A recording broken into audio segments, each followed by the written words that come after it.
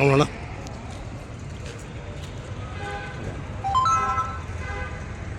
అందరికీ నమస్కారం. కడప నగరంలో వర్క్ బోర్డ్ ఆస్తులకు రక్షణ లేదు, దర్గాలకు రక్షణ లేదు, దర్గా ఆస్తులకు రక్షణ లేదు అనే నిదర్శనం ఇది. గతంలో కడప నగరం 7 రోడ్ సర్కిల్ నందు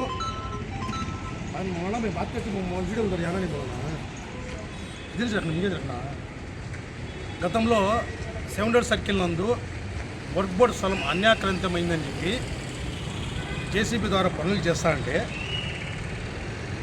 అప్పుడు మైనారిటీ రైట్ ఫోరం ఫిర్యాదు చేసి అధికారులను తీసుకొచ్చి MRO, BMW, work board inspector అందరూ వచ్చి ఈ స్థలాన్ని కబ్జా కాకుండా కాపాడినారు.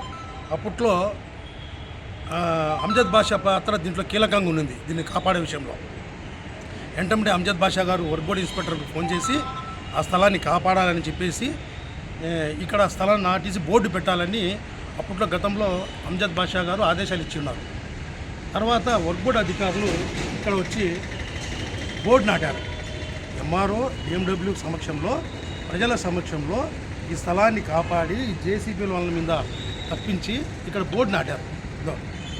చూడండి, బోర్డు నాటినప్పుడు అనండి, అప్పుడు బోర్డు నాటినది విషయం ఇది ఇక్కడ ఉంది బోర్డు. నేను ఇక్కడ కూడా ఆ గతంలో సెల్ఫీ తీసుకున్నాను. చూడండి, గతంలో వర్క్ బోర్డు అధికారులు ఈ స్థలాన్ని కాపాడి ఇక్కడ బోర్డు నాటారు. మరి ఈ బోర్డు ఇప్పుడు రాత్రి ఎక్కడ పోయింది? ఎవరు దుండుగులు ఎత్తుకుపోయినారు? ఈ బోర్డు ఎవరైతే తొలగించిన వారిపైన వర్క్ బోర్డు అధికారులు చట్టపరమైన చర్యలు తీసుకోవాలి. అలాగే రెవెన్యూ అధికారులు కూడా ఈ బోర్డు తీసిన వారిపైన చట్టపరమైన జేసీబీతో పనులు చేస్తా అంటే అప్పుడు మేము ఆపించింది. దీంట్లో అదో వర్క్ బోర్డు అధికారులు ఇక్కడ బోర్డు నాటినట్టు కనపడుతుంది కదండి వీడియోలో, చూడండి. కానీ ఈ స్థలం ఇప్పుడు విలువైన స్థలాన్ని గతంలో నేను ఇక్కడ బోర్డు నాటించినప్పుడు నాటించగలిగాను, ఈ స్థలాన్ని కాపాడగలిగాను అనే కాన్ఫిడెన్స్తో అప్పుడు మేమందరం వచ్చి ఇక్కడ విజయకేతనం ఎగిరేశాం. కానీ ఇప్పుడు అధికారులు ఈ స్థలాన్ని చూడండి, వర్క్ బోర్డు అధికారులు వచ్చిన సమక్షంలో నేను కూడా పక్కనే ఉన్నాను. చూడండి, work board inspector, assistant, MRO గారు, బిఎండబ్ల్యూ గారు, అలాగే ప్రజలు సమక్షంలో ఇక్కడ బోర్డు నాటాం.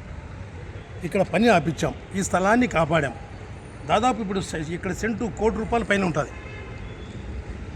ఎన్ని సెంట్లు ఉందో రికార్డుల పక్కన చూస్తాము.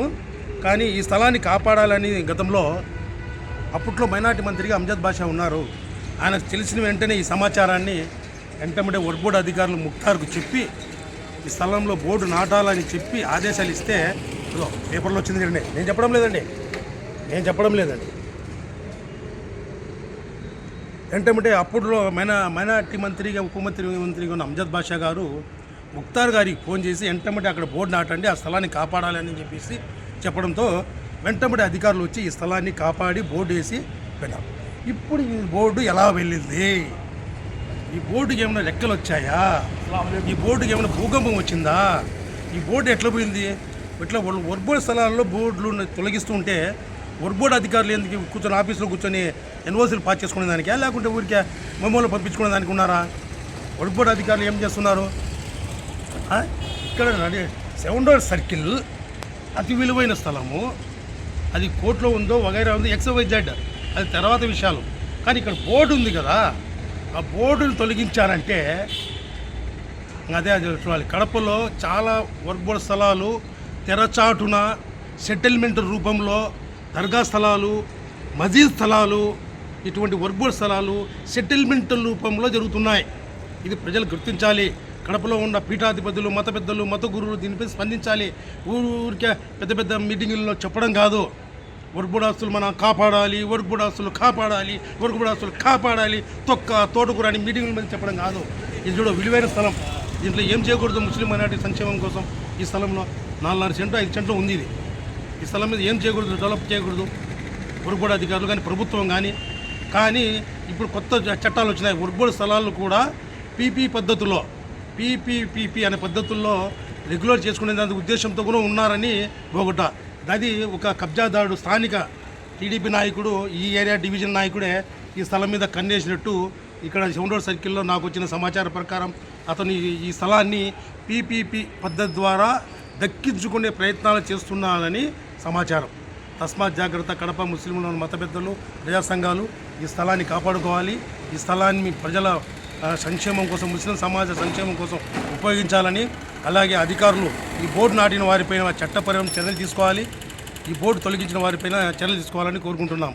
వర్క్ బోర్డు ఇన్స్పెక్టర్ గారు త్వరగా వచ్చి ఇక్కడ వెంటనే బోర్డు నాటాలని కోరుకుంటున్నాం. లేని పక్షంలో ఇక్కడ ధర్నాలు, దీక్షలు, నిరసనలు ఉధృతమవుతాయి.